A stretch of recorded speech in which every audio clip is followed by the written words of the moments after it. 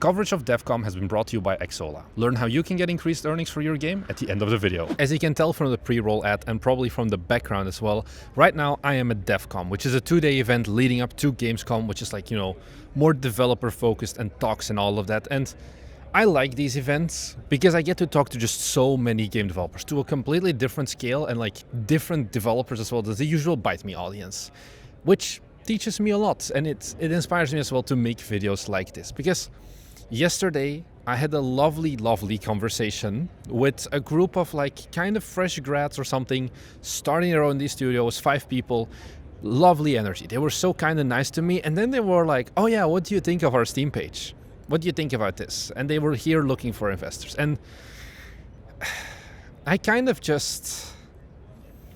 I knew it was over for them, at least if they didn't change and just scrap the project they were working on right now, because they're 5 people with European salaries, and then what's the game they're making? It's a co-op required, so a multiplayer only game, 2 to 4 player, like top-down tank battler game in like a kid's playground room with a very kid-focused team as well. And it's like, yeah, you can release this and sure, maybe you'll get some sales, but if I hear you talk here about your vision and your dreams and whatever, it's just, we're not gonna make it. And it's a hard thing for me to say because I can't just be like, yeah, this is a dumb idea, go and move on. I can do that with you guys, my audience. First, I can't do that with random people I meet here.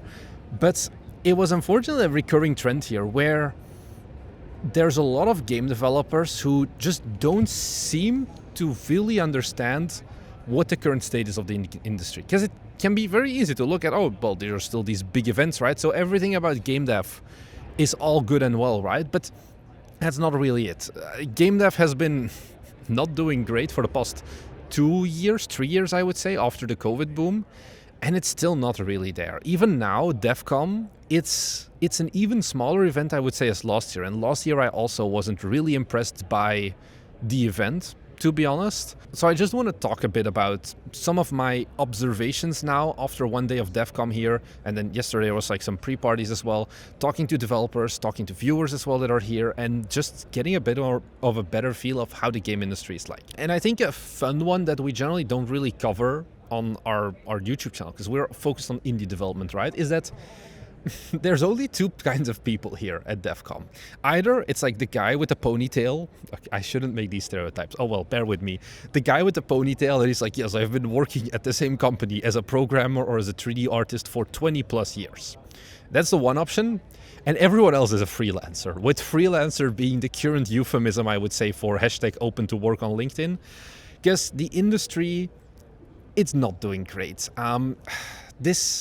Just before I record this video, I was walking past one of the talks, and I think there was a talk that had just finished about like game jobs and the current state of the industry. And I was listening into the speaker talking to like some people who had follow-up questions, and she's like, yeah, I think the EU is kind of saved because how hard it is to fire people. But she was like, yeah, the EU would have probably been hit by way harder layoffs if it just wasn't that hard to fire people. Where a lot of people and companies are just like, look, we kind of do want to get rid of them, but it's just too expensive to do so, which is like, on the one hand, it's good for game developers that, they can keep their job. But on the other hand, it's also like, these are executives that are doing those talks and whatever. It's like kind of, worrying to hear there's a talk. And then the follow-up, like there was this girl who came up to him and she was like super excited. It's like, yeah, I'm studying 3D art right now.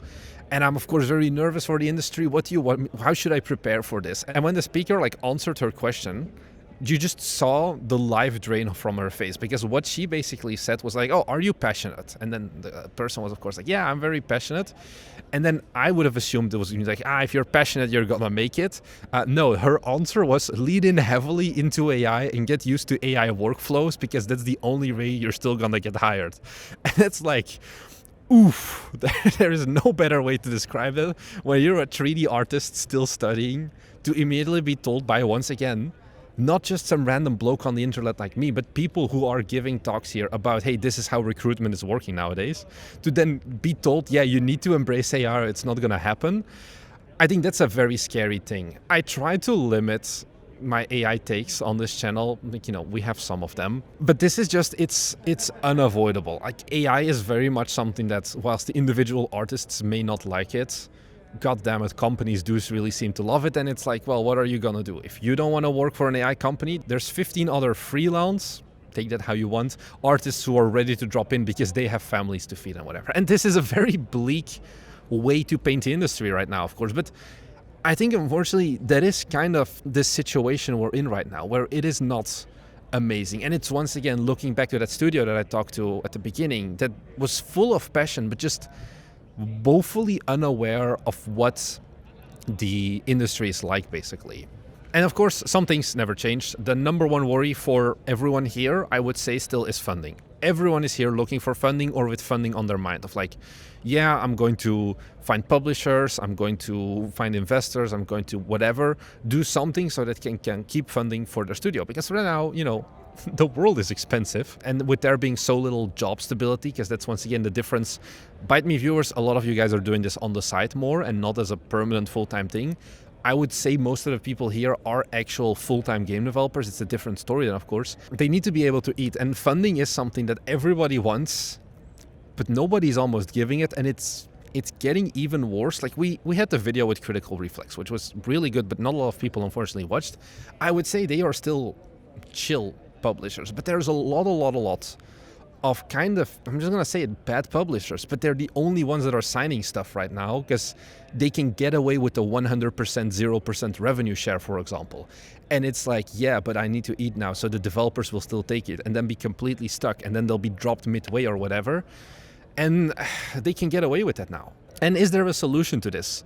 Maybe, but it's a solution that I've realized a lot of developers are not ready to have a conversation about it. One of my favorite things to do here when I talk to other game developers, and especially people who are like, I'm a business developer, is like, what is your opinion on small games? Because it's once again going to these events. I am very much in my echo chamber, basically, of game dev YouTube, where right now the small games meta is pretty big. I'm not gonna say that I started it, but right now it's a sentiment that a lot of YouTubers have been saying of like, yeah, make small games, it's way more sustainable and all of that. Whereas a lot of the developers here are still in that maybe more traditional mindset of, okay, we're going to be spending 2, 3, 4, 5 years working on our first debut game, and we're gonna do that with a team of 5 people, and we're looking for funding for that. And problem is, yeah, you're not gonna find funding for that probably. And I think there's just a lot of copium about that. But anyways, I asked then those people are like, hey, have you ever considered doing small games? And their first gut reaction is this instinctive of like, oh, this is dirty, this is vile, I'm not gonna become a mobile games developer. And then, you know, I bring up the story of what we're doing as BiteMe Games. Like, yeah, we're making a bunch of smaller games, figuring out how does game development work and all of that. And you do realize that they're starting to think about like, hey, actually, yeah, maybe this could be an approach for us as well. But they never even considered that fact. And I think that is always an interesting one. And I also went to some other talks where basically it was just a very fancy way of saying as well, yeah, make small games that iterate on each other. So like make a lot of games with the same audience and then just make a lot of games faster versus just making one big game. And if you go to those presentations, you see everybody like their third eye has suddenly opened, and I'm just sitting there like, guys, I've been saying this for so long. I think a similar trend, for example, that people are starting to realize now, and I would say from a few of the talks that I've gone to, has been a recurring thing, is that developers are starting to realize that it doesn't really matter how many people are in your development team. Like, you can make good games, you can make successful games. Right now, a lot of people are for some reason talking about Chained Together still as like one of those pinnacle games of like, look what a small dev team can do. I'm not actually sure how big of the dev team it is, but I assume it's not awfully big, and just how much money they can make of it. You know, once again, the conversation is also coming of like, yeah, making more streamer bait-like games. Well, they call it fancier, but it's basically that of like, make games that are engaging for streamers and very good in user-generated content and things like that, which is basically make a streamer bait game. And once again, people are starting to eat that up because there is no alternative. There is no funding anymore. There is no publisher anymore who's going to sign your game most likely, unless the game is basically already made and is handed on a silver platter, and you just need money to survive. And then I want to end this on maybe a bit of a glaze of you and I don't know. I'm just going to say it. A lot of the developers that I spoke to here, you know, they show me their games and whatever, and they ask me questions of like, hey, what do you think about this? And I'm like, you know, I've talked in so much depth about this stuff on our YouTube channel. You have made the mistake that I have made 7 videos about or whatever, for like not doing influencer outreach and whatever. And it's just like, it's something I can explain in a 15-minute video. What do you mean you've never looked into it? Where I kind of get humbled by these events of, you know, there are people here who recognize me, but so many people have no clue what game dev YouTube is. They have no clue that there are channels like what we do, or even a Thomas Brush and whatever, that are more mainstream, talking about these things.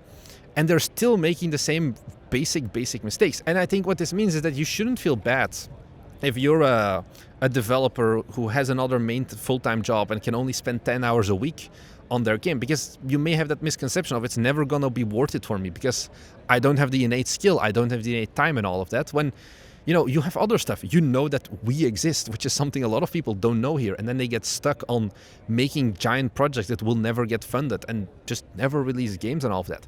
Being here at these events, it doesn't guarantee that you're a good game developer. Maybe this is a mean thing to say, I'm not sure, and it's not like watching me will make you a great game developer either. It's just gonna prevent you from making some just honestly beginner mistakes, not having any idea if your game is marketable and all of that. So I just want to say thank you for watching this, because our channel has been pretty stagnant for the past year in terms of growth, where we had some very good explosive growth for a while, and now it's like 1,000 subscribers a month that we're gaining. And it's like, I asked myself the question of like, okay, did we fall off? Did we just reach the maximum amount of people interested in BiteMe and the content we make? And it's like, going to these events is like, no, I have a shit ton more people to educate. I just don't know how to get them, because I guess they're not on YouTube or whatever. But on the other hand, it's less competition for you, because every game developer who's stuck spending 3 years making some obscure game that probably nobody's ever going to want to play except themselves, they're not going to be competing with you when you're making the next new incremental clicker game or whatever, or the next new horror game or the next anomaly game. It's a very different audience. And at the end of the day, yes, you're fighting for the same Steam pie of how much money there is available. I think that was a talk that talked about, I think, $13 billion in yearly PC games revenue, basically, which most of it is Steam, basically, that every developer from across the world is basically fighting for. Whether they're spending 2,000, 3,000 euros to go to an event like Gamescom, or whether it's you who's just making a game on the side in Godot, you're all at the end of the day still kind of fighting for that same piece of the pie. And whilst game dev isn't exactly a zero-sum economy, the more games come out, the harder it is going to be for you to stand out, and the harder it is going to be for you to compete as well. So I think there are some good videos on this channel, such as how to get started with marketing. I'm just gonna pin it up there, that do give you the edge. And I just want to give a final shout out, a final call to action. If you do want to get a bit more of an edge and support us for doing events like this as well, we have a Patreon as well, where we talk super in depth about like marketing, funding, all of these things. If you want to kind of get more serious about game development with that idea of, hey, I want to make games, but not just make games for the sake of it, but also make games with the idea of having some more of a chance of commercial success. I think a really good quote that I got earlier today is like, you know, making games is very luck-based at the end of the day, but you're basically reducing the like stat check. If like in D&D, you know, you roll a d20, you can always roll a natural 1, you can always roll a natural 10. And let's say that by default, you have to roll over a 16 for your game to be successful. By doing things like making games that are marketable, by doing things like doing good market validation before you actually start full on developing on the game, you can lower that stat check required. You can still always roll a natural 1, you can still always roll a natural 20, but rolling natural 20s shouldn't be your main goal. So once again, our Patreon is filled with a lot of that stuff. I think it's pretty cheap. It's like 10 euros a month. I don't know what that converts to in your currency. It also supports us in doing events like this, in making coverage like this, in making videos like this. Because I don't want to just only make top 10 tips for beginning game developers, but clearly they need to happen sometimes as well, or nobody here is going to know about it. So thank you very much for watching. There's going to be normally daily uploads every day for the next week if you're watching this when the video comes out, because I'll be going at Gamescom and DevCom. And apart from that, thank you very much for watching. I'm going to be making content for you here, and I'll see you guys in the next one. Bye! Big shout out once again to Xsola, who made this coverage possible and sponsoring my event coverage here. I have some great news for you if you're a game developer and you're looking into earning more money. As in the wake of the Apple versus Epic court ruling, mobile game developers are now able to link to external payment platforms from their apps in comparison to having to rely on, for example, the Apple's built-in payment platform, which takes 30%, which is a very high amount of money to take. This allows you to retain way more revenue whilst also being able to streamline the experience for your players, whether they're buying from mobile, from PC, or from any other platform basically. And the good thing is you can get started with minimal setup today by integrating either the Xsolla buy button or the Xsolla web shop in your applications as well. There's a link down below that gives you a bit more information of how it all works. So thank you very much for Xsolla for sponsoring the video, and thank you very much for watching it.